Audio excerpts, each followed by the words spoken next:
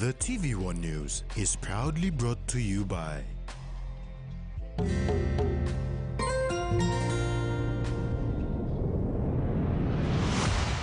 BSP, our bank, our people.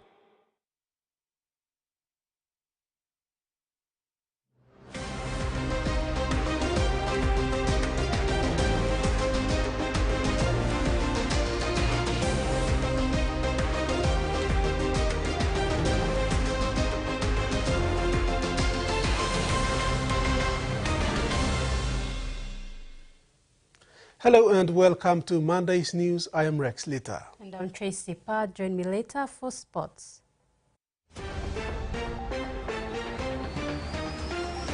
In this edition, PM announces bill to protect cops.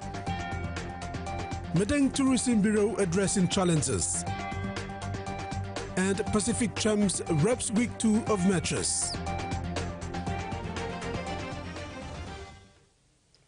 Prime Minister James Marape said the domestic terrorism bill that will be tabled in Parliament come this November sitting will ensure that police officers are fully protected while carrying out their policing duties. Marape made this comment following a range of questions that were asked about what the government is doing to ensure the continuous trouble fighting in Enga comes to a halt. With the continuous warfare in the Highlands region, especially in Enga province, and emerging lawlessness in the nation's capital, police and military officials' lives are often at risk when deployed to maintain peace and protection. This has prompted the government to establish a domestic terrorism bill that will be tabled in Parliament come the November sitting. Marape said the bill will protect law enforcers when carrying out their duties. In November, we'll be passing a law that will give full protection to a policeman in the face of danger so that they could be out there doing their job without fear or favor. Marape said this is a tough law that will allow the police to be proactive rather than reactive and will supersede many of the laws that are covered under the Police Act. The current new bill that is coming up, police will have the outreach and power to do many things. And once a law is finally passed, we will announce to the country what the police can do. He added that during the Parliament sitting also a state of emergency will be issued to Enga, Hela and Southern Highlands provinces to look at ways to improve the policing standards of the provinces and create reform on how to end violence in these provinces. Concentrated state of emergency for 3 months, starting November, December, January, February period for these 3 provinces. There'll be a police and National Security Advisory Council will see to look at how that is also linked to Port Moresby special operations in Port Moresby, Mount Hagen, Ley along the Highlands Highway. Marape said many of the issues of lawlessness are ongoing because the leaders are not meeting the demands of the locals. Therefore, a meeting will be held by the government and local leaders to address this issue further.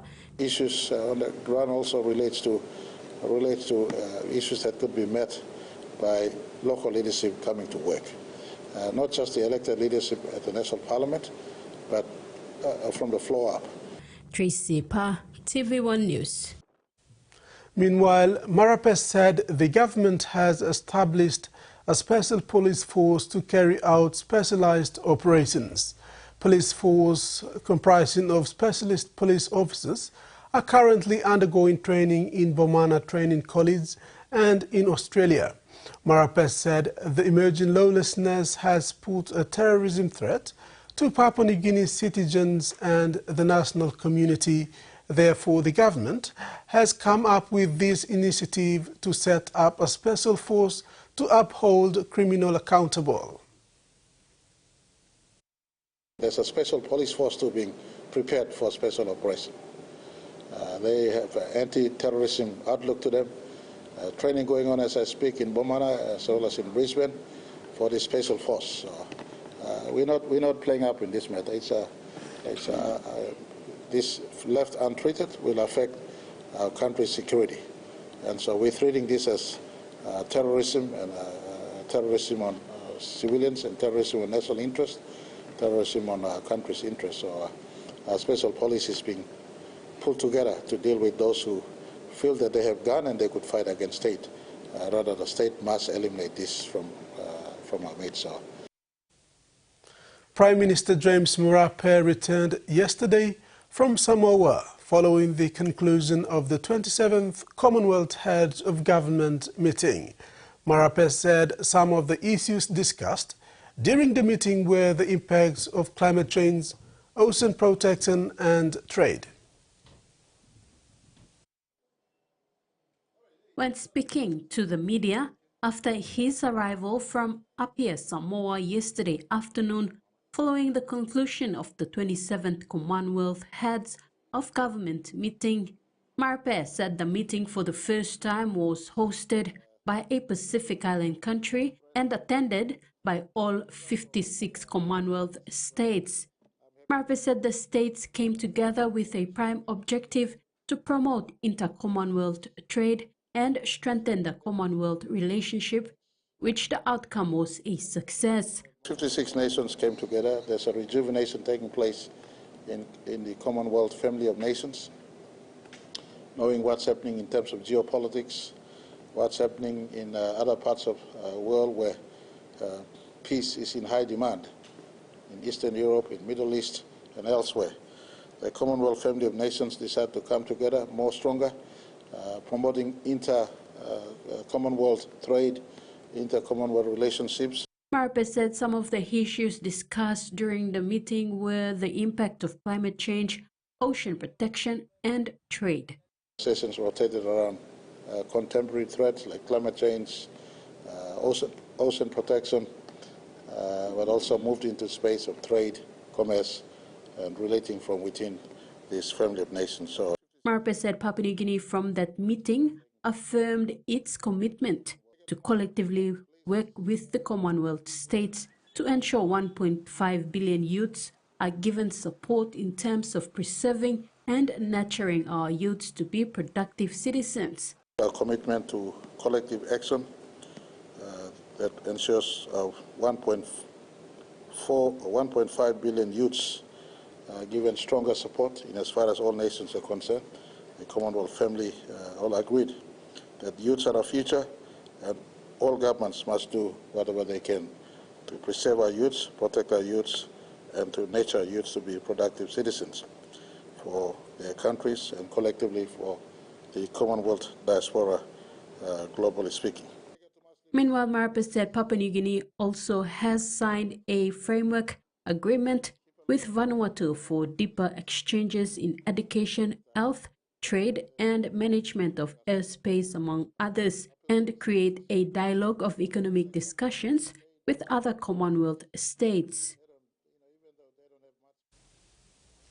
St. John Ambulance Education Centre is currently running an 8-week basic training of the newly elected ambulance recruits basic training at the Ambulance Education College in Port Moresby. In the last 2 weeks, the training focused on patient assessment. Learning include single responder or CPR, vital signs, primary assessment, medical, primary assessment, trauma, secondary assessment, triads, emergency medical administration, shock, allergic reactions, and the PNG health system. Students also sat for a multiple choice exam and were assessed via OSCE, Oral Viva and simulation assessments on the basic life support portion of the course. Member for Pomio and Minister for Health Elias Kapavore has assured the people of Pomio that their vessel MV Pomio 2 will be out on the sea again this week after going through a thorough maintenance at the PDC Diedrock in West New Britain province. The ship sailed onto a reef in the Cadrian Gloucester district of West New Britain in August this year due to human error and damaged the propeller. Member for Pomio, Elias Kapavore, accompanied by the member for Nakanai, Francis Maneke, visited the PDC dry dock at Boluma on Saturday and was briefed by the engineers that the vessel will be out on the sea again this Friday. Kapavore expressed gratitude to the engineers and thanked them for their commitment in fixing the ship and to make sure it is seaworthy before it begins a voyage again. Member for Nakanai and Oil Palm Minister Francis Maneke also assured Minister Kapavore and the people of Pomio that their vessel is safe and will be out on the sea soon. He also thanked Kapavore for choosing the PDC dry dock to do the maintenance on their ship. President for Gasmata local level government, Stephen Patok, has also expressed his satisfaction on the work done by the engineers on the ship and assured his people that the ship will be out soon to serve them again. MV Pomio 2 was recently brought by the Pomio District Development Authority from Korea. Meantime, MV Pomio 1 will also be out in the seas after going through a complete overhaul of the engine in Indonesia. Tracy Pa, TV1 News. Valoka Catholic Parish 100 years centenary celebration was hailed a success over the weekend. Locals began observing this milestone mission on October 24th and concluded with an even bigger celebration on Sunday, October 27th. Catholic faithfuls from all over West New Britain converged at the parish to observe this significant achievement for over 4 days. Other New Guinea islanders travelled in from neighbouring provinces to be part of it as well. 2 days of celebrations were held at Kalusab Parish, and the remaining days were celebrated at Valoka Catholic Parish. Member for Nakanai and Minister for Oil Palm, Francis Maneke, and Member for Talasia, Freddie Kumai, were guests of honour.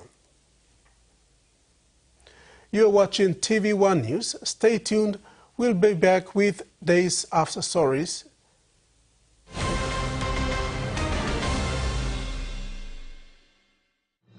Experience a convenient and smarter way to do your banking with BSB Mobile Banking. You don't have to leave the office or your home to pay for bills. You can view your account balance, transfer funds, top up phone credits, or purchase Easy Pay units wherever you are. Visit your BSB branch today to register now for BSB Mobile Banking. BSB Mobile Banking, the smarter way to bank. BSB, our bank, our people.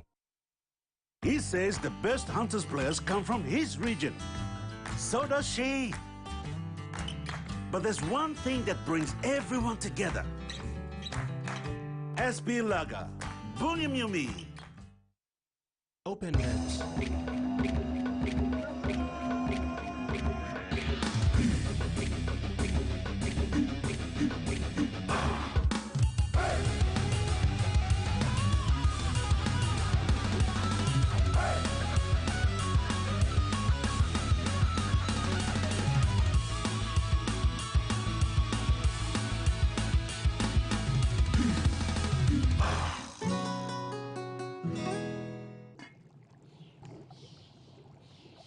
Hiya, Mama. You wait then, but me add him special flavor. Put in more flavor, put in more taste. Magic kakaru, get up and big smile on face. Time for give chicken a great kumutu. Sip, sip, da moo, yes, magic on you. Maggi, the taste PNG loves.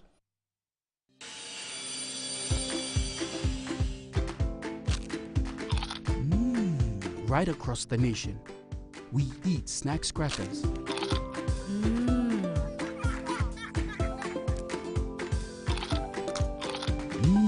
Emi trupla.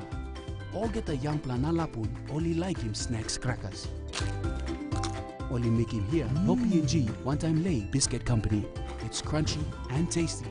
It's irresistible.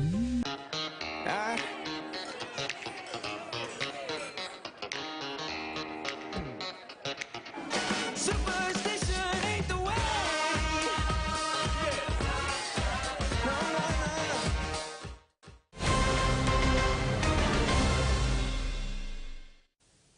Welcome back.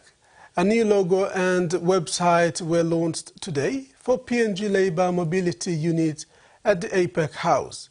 The launch was during the PNG Australian Expo that highlighted the national government agenda on labour mobility program, which aims to address unemployment in PNG and contribute towards the government's job creation agenda.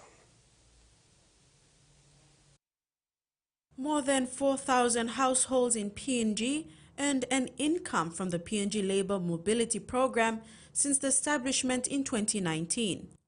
With this accomplishment, today's PNG Australian Expo highlighted the achievements of the PNG Labour Mobility Unit, inclusion of the launch of a new logo and credible website. PNG LMU Director Harry Hakawa shared the objectives of the Expo and what PNG LMU is planning. We have 10 employers from Australia. They are approved employers under the PALM scheme. The PALM scheme is a labour mobility program that basically looks for potential workers in 10 Pacific Island countries, including Papua New Guinea, to work in farms in Australia, as well as the meatwork space in Australia and the aged care space. Hakawa emphasized on what LMU is doing to help ordinary Papua New Guineans. So Papua New Guinea has a large population. A lot of us don't have jobs, but we are very hardworking people. So we are trying to market that, and this is one initiative that we put into place to bring them to see who we are. The new PNG logo and website was launched by Minister for Treasury Ian Ling-Stuckey. Minister Ling-Stuckey reiterated that the rebranding of the new logo embraces and brings together the elements of everyday tool.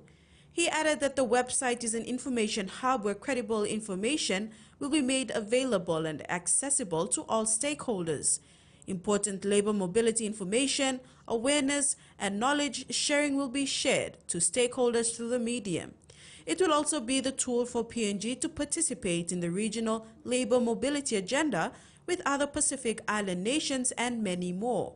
PNG LMU are aiming to achieve its goal, securing 8,000 of its citizens to employment overseas by end of 2025, which marks 50 years of PNG's independence.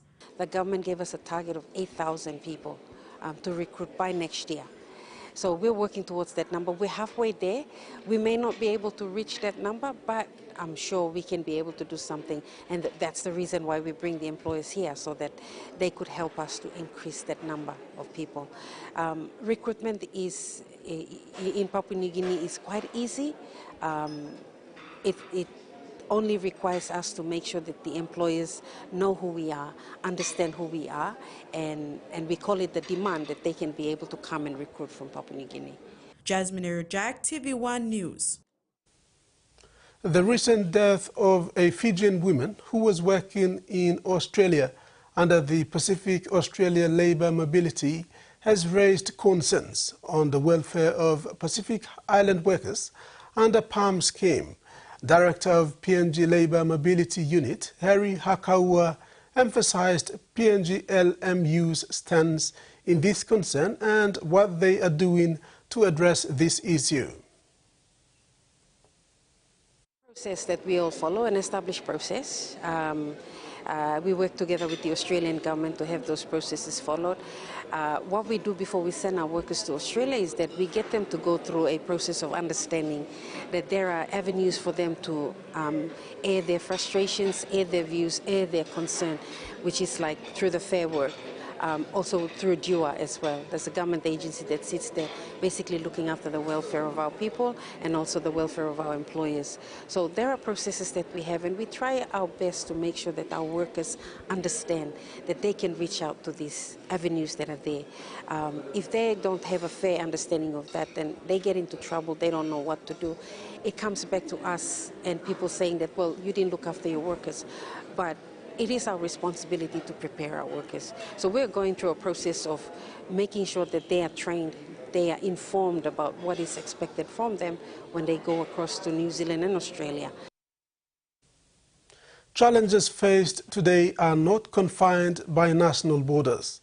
This was one of the reasons why the idea of a Pacific Academy was brought forth a year ago in Apia, Samoa. The Pacific Academy first surfaced on October the 23rd, 2023, when over 60 scholars in the Pacific gathered in Apia, Samoa.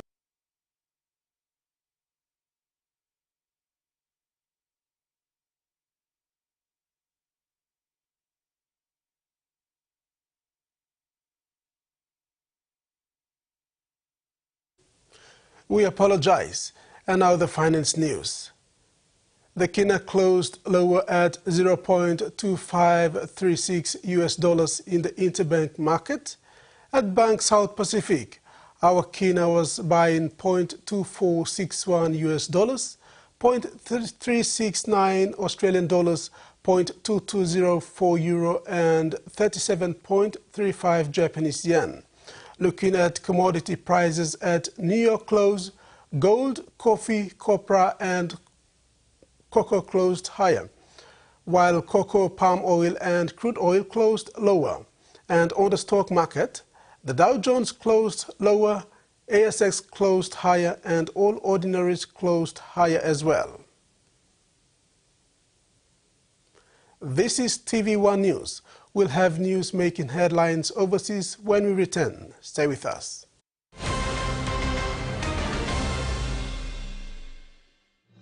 Experience a convenient and smarter way to do your banking with BSB Mobile Banking. You don't have to leave the office or your home to pay for bills. You can view your account balance, transfer funds, top up phone credits or purchase easy paid units wherever you are.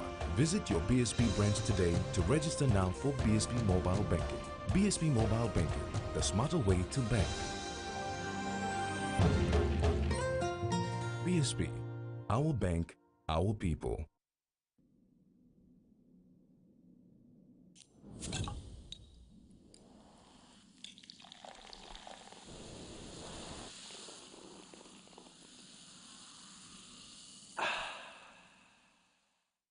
Enjoy life when we work together, making happy memories that last forever.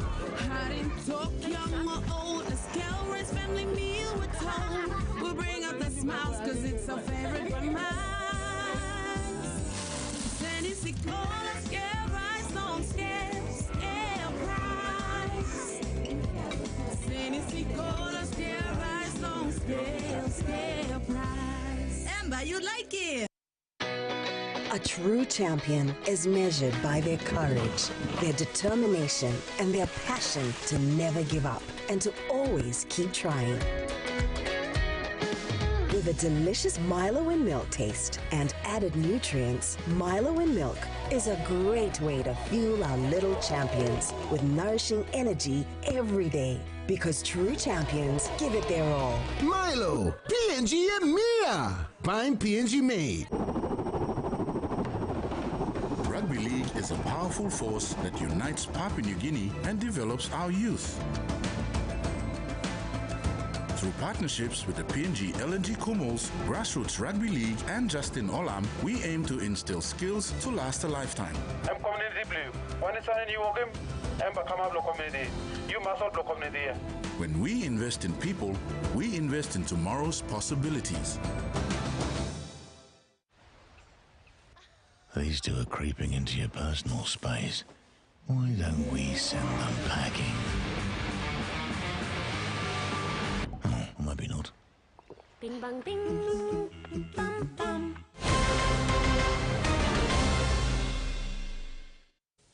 Welcome back. To overseas, the Commonwealth head of government has adopted the Commonwealth principles of freedom of expression and the role of the media in good governance at their summit meeting in Apia, Samoa. These principles highlight the importance of freedom of expression and media freedom to democracy.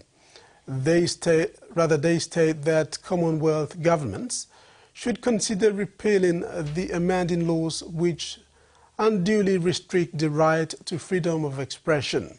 The Commonwealth Human Rights Initiative and the Commonwealth Journalists Association call on states to take practical and effective steps to end arbitrary and excessive restriction on free expression.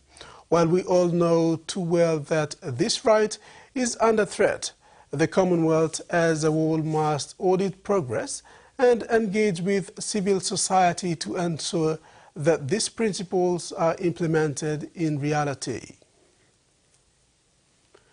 When Russia invaded Ukraine nearly 1,000 days ago, it sent the country's population into a state of flux.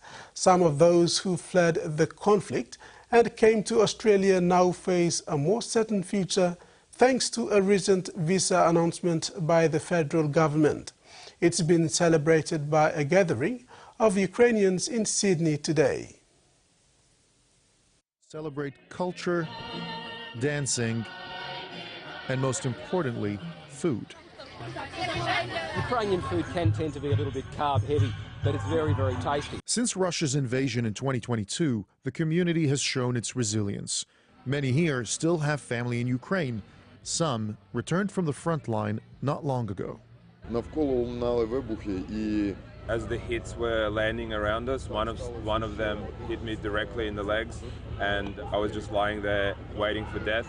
I was just lucky enough that the guys were nearby and they evacuated me.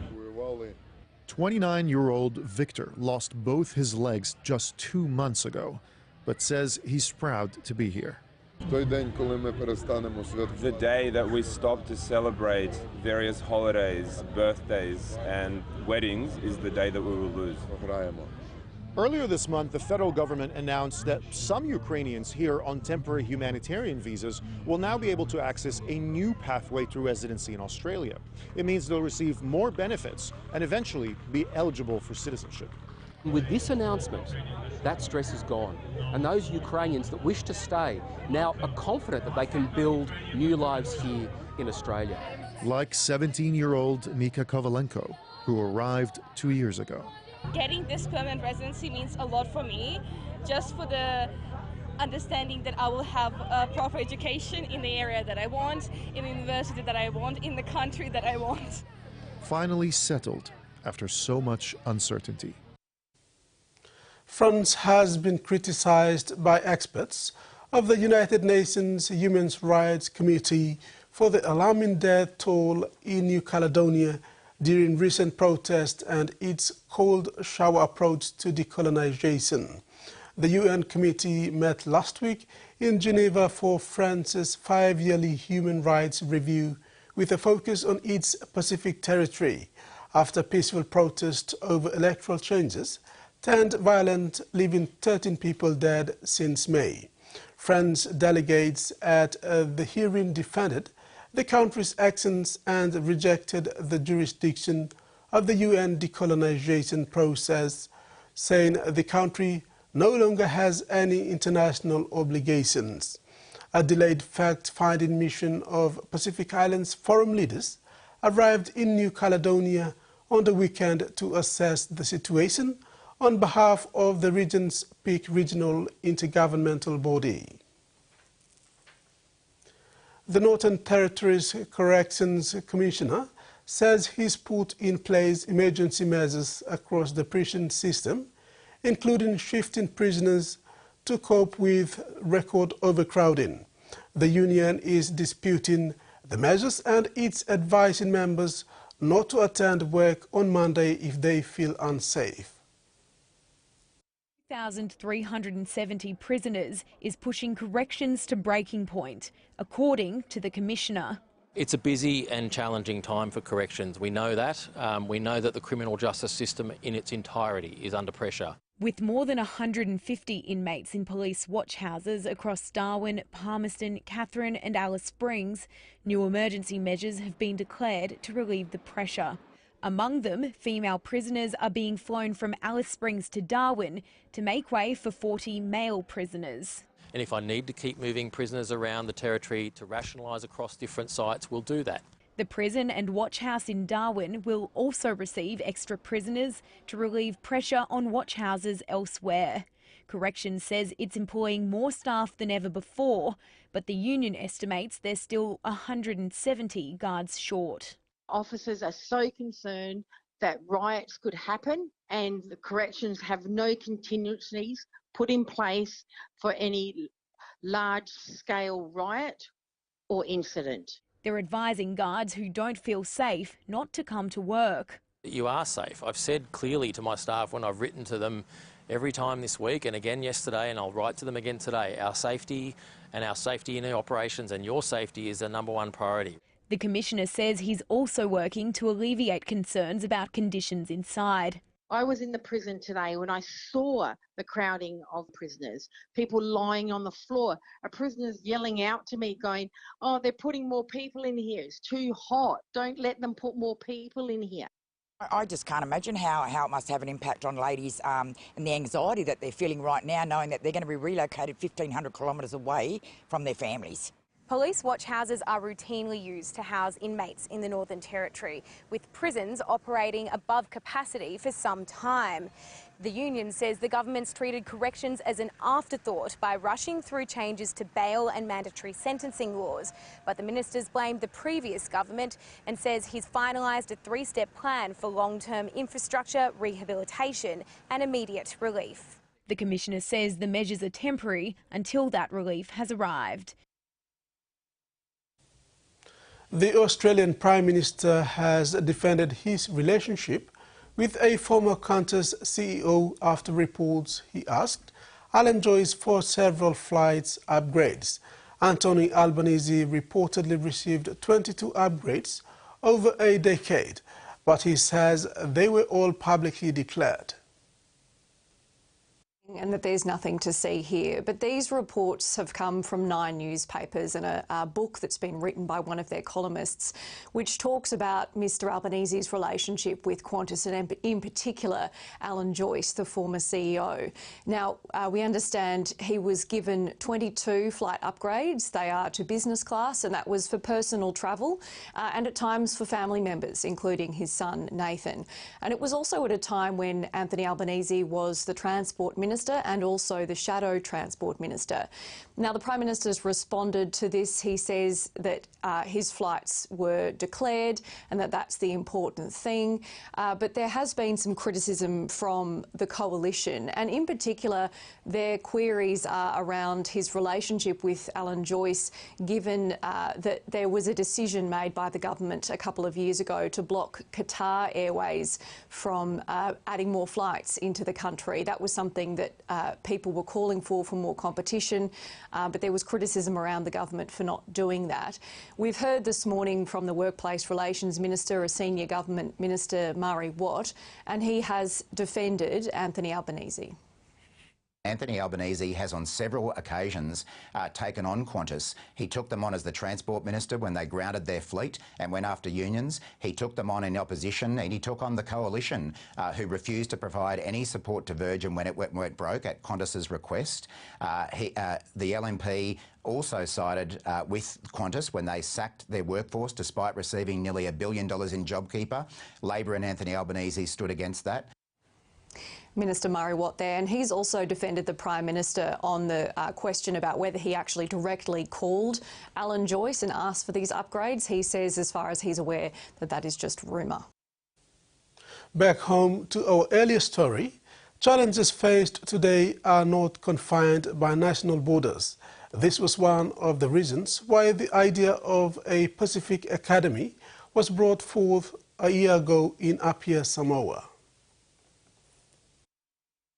The idea of a Pacific Academy first surfaced on October the 23rd, 2023, when over 60 scholars in the Pacific gathered in Apia, Samoa, to discuss ways forward for science in the region. This idea became reality 1 year later, on Wednesday, October the 23rd, 2024, when the Prime Minister of Samoa, Fiame Dr. Naomi Mataafa, officially launched the Pacific Academy of Sciences. It is believed that the complex problems faced today transcend national borders. Therefore, the Pacific Academy will provide a vital platform for scholars to collaborate, unite, and elevate the regional voice of science to the world through the International Science Council. Unlike most parts of the world, the Pacific Islands is the only region without a national or regional Academy of Sciences. The launch of Pacific Academy of Sciences marks an important milestone in establishing a regional collaboration in the pursuit of knowledge for a prosperous and thriving Pacific Islands region. The establishment of a Pacific Academy of Sciences and Humanities is a global testament and a commitment by the Pacific Islands to promote sustainable development through scholarly activities, providing interdisciplinary approaches to complex problems, offering scientific advice to governments, as well as informing public policy so that they can create a better future for generations to come. Prime Minister Fiame Mataafa further said the newly launched Pacific Academy of Sciences will support the young minds of the Pacific with career development by providing mentors and building collegiality with peers regionally and globally. The Academy will also connect scholars from across the globe who share a common goal of addressing global changes through evidence-based science and actionable knowledge. I would like to congratulate our Pacific Islands scholars on taking this bold move to establish a Pacific Academy of Sciences to raise the voice of science in and from the region. 12 eminent Pacific Island scholars have been elected as Foundation Fellows to lead the Academy to deliver on its purpose. Papua New Guinea's Professor Tiatulohi Matainaho, the Vice-Chancellor of Pacific Adventist University, is leading the charge as president. Jasmine Rujak, TVWAN News. And that ends the news segment. Later in sports with Tracy. Pacific Champ Week 2 reps and big turnout for fish sports.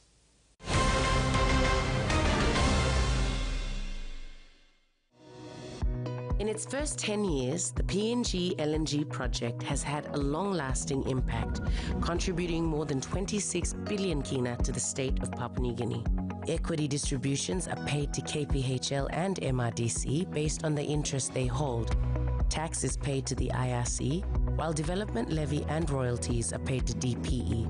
For more information on direct and indirect benefits, visit PNG EITI's website.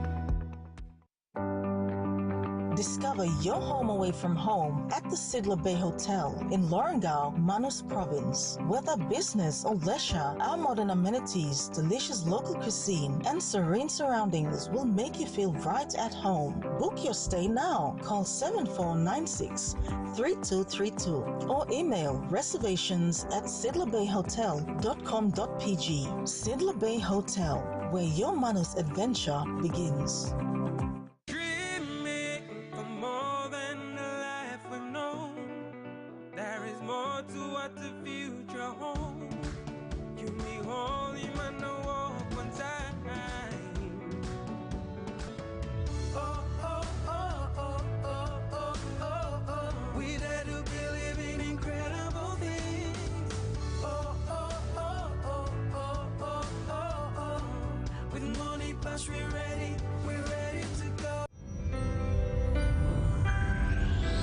Kumul Petroleum is a major regional petroleum industry player involved in large-scale upstream, midstream and downstream petroleum and energy developments in the country. We are committed to ensuring that Papua New Guineans maximize benefits from the petroleum and energy sector.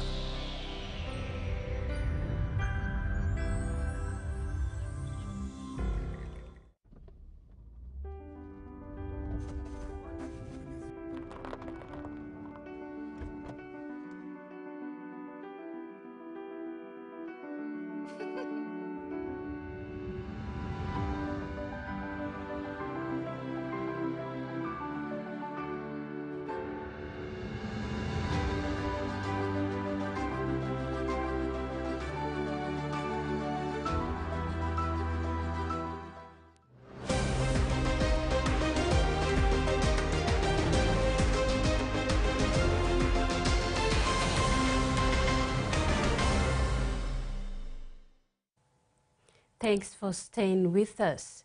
Pacific Rugby League Championship concluded this week. 2 matches over the weekend. Australia men and women teams yet again proved to be the benchmark teams in Oceania, with wins over New Zealand and Fiji launched an ambush on a Cook Islands outfit in Suva. Much anticipated match of the Pacific Championship tournament between New Zealand and Australia men lived up to expectations. The big hits, the foot races and aerial contests all came in one package. The Australia Kangaroos ran into enemy territory with an aim to record their second straight win of the championship. 2 tries to Zach Lomax and a try each to Lindsay Collins and Mitchell Moses helped the Kangaroos to a 22-10 victory. Their win now puts the Kiwis in an awkward position as the match against Tonga awaits on the road. Matema Tonga has a stacked side and losing to them would mean the inaugural Pacific Cup champions bowing out from the tournament. Prior to this showdown, the women's tournament saw the 2 countries showing off their skills. The New Zealand fans came out in full force, but the Australian Jillaroo side, led by Tamika Upton and Ali Brigginshaw, held the fans scoreless for the first time in the championship, 14 points to nil. This victory grants Jillaroos a place in the Pacific Cup Women's Grand Final in November 3rd. PNG Orchids meet New Zealand fans to round up the Women's Cup Championship matches. On Saturday, the championship week 2 opener saw Fiji Bati staging an onslaught on the Cook Islands I2 outfit. Fiji dominated the contest from the first whistle to the last, defeating I2 56 points to 6 in the one-sided affair. Bati topped the bowl championship table with PNG in second and Cook Islands last. Cook Islands I2 arrived in PNG Sunday ahead of this Saturday's match at the Santos National Football Stadium. The Kumuls defeated I2 46 points to 10 last year and will be going into this match with a lot of confidence. All matches are broadcasted on TVWAN Sports. After the embarrassing loss to Fiji Bati, Cook Islands I2 are in the country to take on PNG this weekend at the Santos National Football Stadium in Port Moresby. This is a must-win match for Carmichael Hunt's men, who are yet to win a match. Their last visit to PNG didn't end well. PNG blew them off the park with 46-10 victory. The on-field record favors Kumuls. In the press conference post-match with Fiji, Hunt said it will be a steep challenge for his side. Hunt said he's expecting the Cook Islanders community in Port Moresby to show up and support them. This will be the last match in the Pacific Bowl Championship title. With home ground advantage, Kumuls are expected to win this match and feature in the promotion relegation match on November 10th in Sydney, Australia, against the loser of the match between New Zealand and Tonga. England held off a physical Samoa side to claim a hard-fought victory 34-18 in the opening match of their 2-test series. The result provided the host with a small measure of revenge for their World Cup semi-final defeat by the Pacific Islanders in 2022. To Smith, out to Piers Paul, they've got an overlap here, Farnworth! Easy. Brilliant from England! First half tries from Herbie Farnworth, Matty Aston and George Williams set Sean Wayne's side on their way in Wigan, although Dane Marina's interception try brought Ben Gardner's team back into the contest before the interval. And here we go, Dean Mariner won't need any second invitation in, Samoa off the mark. A break from England captain Williams and some superb handling from Farnworth allowed Victor Radley to go over as England asserted their authority. But Samoa responded almost immediately with Marina, one of the 8 debutants, collecting the ball from Jerome Luai to score in the left corner. However, any hopes of a comeback were extinguished by Aston's second try of the afternoon, while Super League's man of steel, Mickey Lewis, also crossed. Gordon Chan Kum Tong scored a late consolation try for the tourists in an entertaining contest. As the clock ticked down, tempers flared between England's second rower, John Bateman, and Samoa's John Asiata, prompting a melee that involved nearly all 26 players. It suggested sparks may fly when the two teams meet again in 6 days' time at Headingley in Leeds. While Wayne seemed to enjoy the late fracas, he will have taken great joy at seeing his side look so accomplished at times with the ball in hand. More importantly, though, he will now demand his squad improve and wrap up the series next weekend against one of the sport's top-tier nations. Samoa, who only arrived in the UK just over a week ago, appeared to have struggled in the opening stages of this encounter and were already 16-0 behind before they began to find their feet. At full-time, England 34, Samoa 18. Terry Longwood, TV1 Sports. The 7th edition of annual Port Moresby Fee Sports Charity Rugby 10's competition ended on a high note, with the Kimberley's Fruits of West New Britain province taking out this year's challenge over Glamour Club, University Piggies 10-0. Other winners on the day were Napa Green Hornets taking out the plate and PNG Ports got the ball. Also, for the first time this year, the tournament had 4 women's teams, making a charity game more inclusive, with a lot more women's teams anticipated next year onwards. The Sir John Guy Stadium was buzzing on Saturday with former rugby union players, friends and families who converged for a fun-filled day of Rugby 10's games for charity. A total of 12 men's teams and 4 women's teams registered for this year's tournament, mostly from Port Moresby, including this year's winners Kimberley's Fruits of West New Britain, the only outside team. Port Moresby Fee Sports President Jack Carrico again emphasized the main idea and drive behind the Rugby 10's concept is to bring former rugby players and friends together and have a casual game of rugby for fun and to raise funds for charity. We are very grateful that the interest of 12 rugby male teams, men's teams have been registered for today, including for the first time the tournament being inclusive in allowing for a women's division. So we are very grateful that we could get interest from 4 women's teams to add on to the 12 men's teams to take part today. Carrico said funds raised from this year's tournament would be donated to PNG Children's Foundation, looking after orphanage children in 6 Mile, Port Moresby, and headed by Yanis Nicolau of Lumana Hotel and Airways Group. The funds raised in terms of the team registrations that each of the teams have paid, we are going to make a donation to the PNG Children's Foundation. So that foundation is headed by Yanis Nicolau of Lamana and Airways Group, and it's a foundation or an orphanage that is being run by Yanis and his lot out of Saraga and 6 Mile area. The president further explained the vision and mission of the Fee Sports Club is not just about being a rugby club, but a rugby club that does charity work.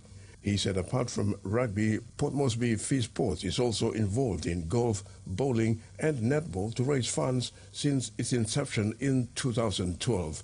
The president added majority of the club members were former rugby players, and bringing together like-minded people who have the heart to pull out of their pocket voluntarily and to give to charity. It's not just about being a rugby club, but we want to be a rugby club that does charity work. So some of our work that we've done in terms of helping raise funds through not only the rugby day, we've got a golf day, we've got barefoot bowls day, we've got a mixed netball day, and we have small barbecues and that we raise funds for charitable causes. So our club has been in existence for the past, since 2012. Fee Sports president was again very grateful for the 12 men's teams that registered for this year's event. Carrico added, for the first time this year, the tournament being inclusive and have allowed for 4 interested women's teams that also took part in the one-day event. Terry Longwood, TV1 Sports. Kimberley's Fruits of West New Britain took out this year's Fee Sports Charity Rugby 10's Challenge. They ran rings around a more fancied City Boys University Piggies eventually beating them 10-0. Kimber was the only outside team among the 12-men's team registered for this year's event. Kimber Loose Fruits, made up of mostly former Kimber Rebels players and fellow rugby friends from Port Moresby, have competed in the charity Rugby 10s event but have always fallen short of making the final. Team captain and former Kimber representative player Freddie Mathias said they have been involved with this sport for the past 5 years and noted that the tournament has gone bigger and better, raising funds for charity. He said it was good catching up with old playmates in a friendly fire, but for a good cause. It's been good every year. It's gone bigger and better, and it's all for charity and for fun, and also for catching up with old players. We're all old now, so but when we get on the field, we try to be a bit younger. Mathias said Loose Fruits played 5 games on the day, including the cup final, which took its toll on the body, but it was fun and for a worthy cause. Yeah, all mixed boys. It's all retired. It's a retired comp, so it's all players that are retired. We've got the Kimber Rebels boys and Kimber. They're playing, but obviously this is a charity event, and it's over 32s and all the veterinarians. So it gives us an opportunity to still feel young. A bit of wear and tear on the body. Not as young as before. So. Yeah, but all for charity and all for fun. For coming out to support the team, adding they'll be back next year to defend the cup. Terry Longwood, TV1 Sports. The organisers of the annual Port Moresby Feast Sports Charity 10s Rugby Tournament have been commended for their ongoing commitment and dedication in keeping the charity event going for 7 years straight. Capital Rugby Union General Manager Eddie Galele was particularly overwhelmed by Saturday's big turnout at the Sir John Guy Stadium, especially the 12-men's teams that brought together the rugby family in Port Moresby to catch up and get back out on the field after retirement and, importantly, to have fun. The event is importantly to help raise funds for charity. Galele also commended POM FP for bringing inclusivity into the tournament by inviting the women folk to be part of this year's event. Not only CRU, but the supporters of Rugby Union in Port Moresby really come out here and have a good time. Terry, for yourself, you've been a big part of contact sport, and you can attest that having something like this today really does bring something back, not only to the code of Rugby Union, but contact sport as a whole. It's just having fun. The PNG OC Justification Committee has officially begun evaluating sports and athlete participation for Team Papua New Guinea in preparation for the 2025 Pacific Mini Games, scheduled to take place in Palau from 30th June to 9th July 2025. The committee's review aims to ensure that all eligibility and performance requirements are met, setting the foundation for PNG's successful participation in the Pacific Mini Games. Initially, Team PNG planned to compete in 12 of the 14 sports featured at the Pacific Mini Games. These targeted sports include archery, athletics, swimming, basketball, beach and indoor volleyball, table tennis, softball, judo, triathlon, and weightlifting. However, following the JC's rigorous review, 3 sports were not endorsed due to non-compliance with the committee's requirements. Full endorsement was granted to basketball, swimming, table tennis, beach and indoor volleyball, and weightlifting. Athletics and softball received provisional endorsements subject to the submission of executive meeting minutes and approval of their selection policy. Final decisions will depend on meeting these outstanding compliance criteria. A core component of the JC's endorsement process is the selection policy, which must clearly define transparent criteria for athlete selection. Sports that were not endorsed by the JC had until Friday, 25th October 2024 to appeal the decision through the Sports Disputes Tribunal. Following the justification of sports, the committee will proceed to endorse team officials. Additionally, background checks will ensure officials have no criminal record and they must complete mandatory courses on safeguarding, anti-doping, and the prevention of competition manipulation. Endorsable roles include coaches, assistant coaches, team managers, assistant team managers, and trainers. For athletes, national federations must submit their details for preliminary endorsement by 31st October 2024. The JC will conduct a series of review meetings from the 24th to 28th February 2025, although these meetings will not determine the final team composition. The first round of athlete selection will be completed by March 2025, with the final entry list confirmed by 16 March 2025. Chef de mission Kini Caro will lead Team PNG at the 2025 Pacific Mini Games. Terry Longwood, TVWAN Sports. That's it for sports, and now the weather forecast with Rex. In regional forecast, southern Port Moresby mostly fine to partly cloudy. Daru partly cloudy with intermittent rain showers and possible thunderstorm. Alotau mostly cloudy with some rain showers and possible thunderstorm. Momase lay sunny to mostly fine in the afternoon, then chances of few showers in the evening.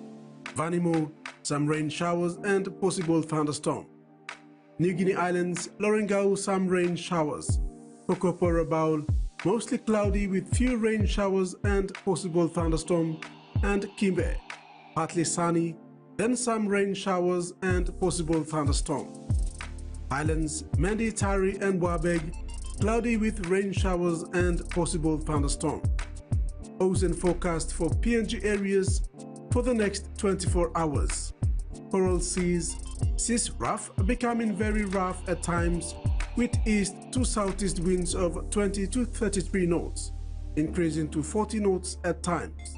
Solomon Sea seas slight with east to southeast winds of 10 to 15 knots. Bismarck Sea seas slight to moderate with southeast winds of 10 to 20 knots. And Pacific Ocean seas slight with east to northeast winds of 10 to 15 knots. And coastal waters forecast. Waters of southern PNG Indonesian border to Daru, Kiwai Islands, Kerema, Yule Island, Hood Point to Samurai Islands, seas 0.5 to 1.5 meters, rising to 2 to 3 meters along warning areas. Waters of Finsafen through Vitia Strait to Siasi Long Island, Madang to Wewak, Vanimo and northern PNG Indonesian border, seas 1.5 to 2 meters.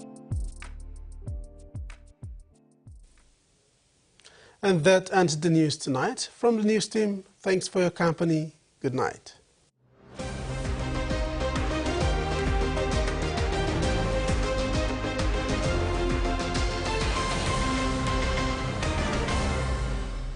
The TVWAN News was proudly brought to you by